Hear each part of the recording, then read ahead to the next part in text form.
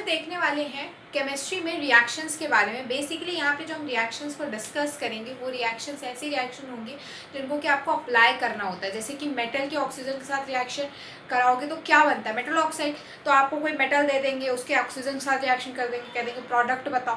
तो इस तरीके से वो एप्लीकेशन हो जाता है। तो उन एप्लीकेशंस वाली रिएक्शंस को हम देखते हैं। सबसे पहले ये बता दो कि चैप्टर नंबर 2 और चैप्टर नंबर 3 इन्हीं दोनों में है सिर्फ ये सारी रिएक्शन।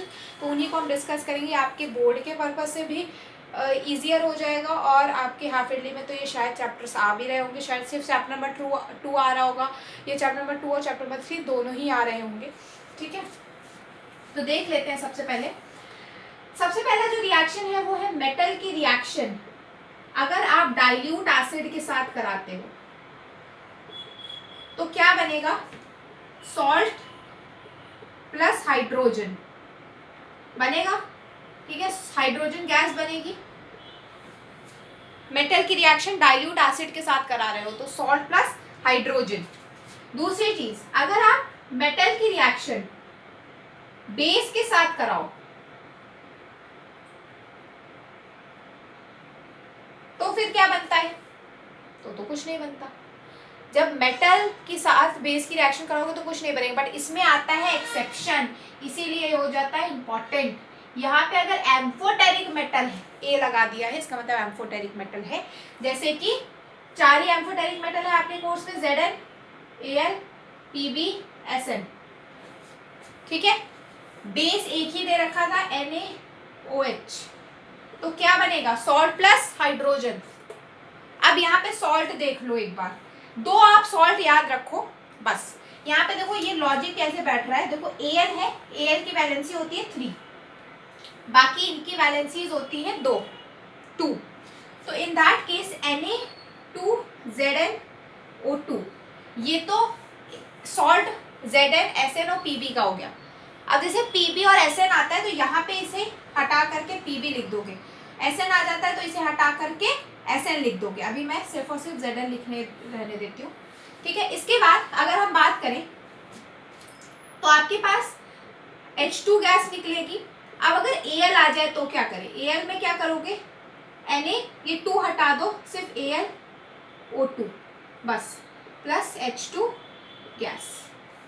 ठीक, अब उसके बाद तीसरी रिएक्शन देखते हैं। तीसरी रिएक्शन किसके साथ कराएंगे हम, मेटल कार्बोनेट्स या मेटल हाइड्रोजन कार्बोनेट्स की, मेटल कार्बोनेट या मेटल हाइड्रोजन कार्बोनेट की रिएक्शन एसिड के साथ। इन दैट केस क्या बनेगा, सोचो, सॉल्ट बनेगा, वाटर बनेगा, CO2 बनेगा। क्योंकि यहाँ पे C है, कार्बोनेट है, तो कोई C वाली गैस बनेगी तो कार्बन डाइऑक्साइड। H भी है, मेटल हाइड्रोजन कार्बोनेट है ना, हाइड्रोक्साइड कार्बोनेट, तो वाटर भी बनेगा, सॉल्ट तो बनता ही बनता है।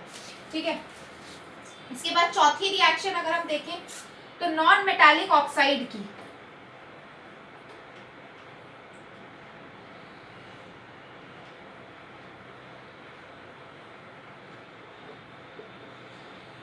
अब देखो एक बार खुद सोचो, नॉन मेटालिक ऑक्साइड है।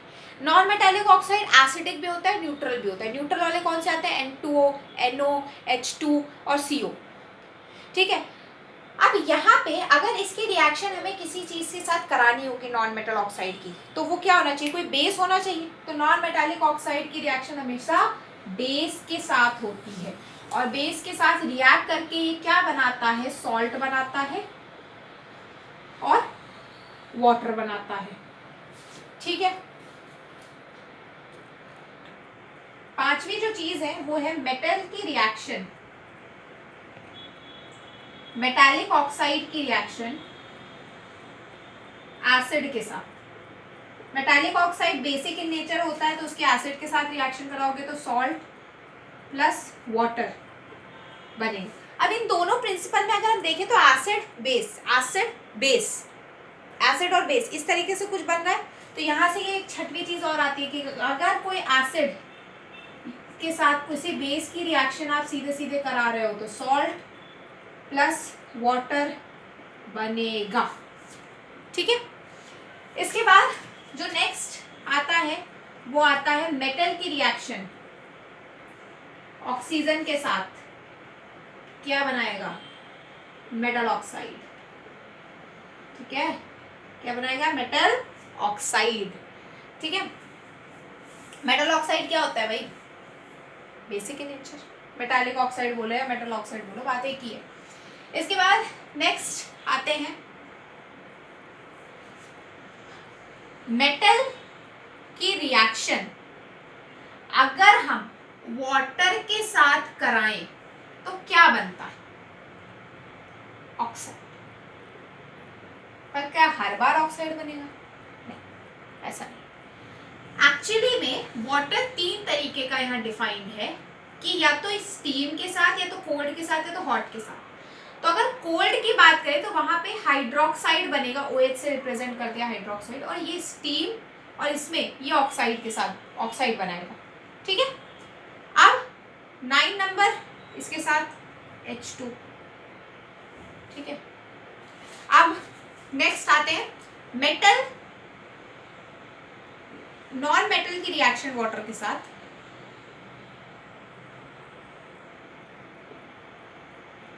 तो क्या बनाएगा, हाइड्रोक्साइड बनाएगा भाई, नॉन मेटल है, वाटर है तो हाइड्रोक्साइड बनाएगा, तो मेटल हाइड्रोक्साइड बनाएगा।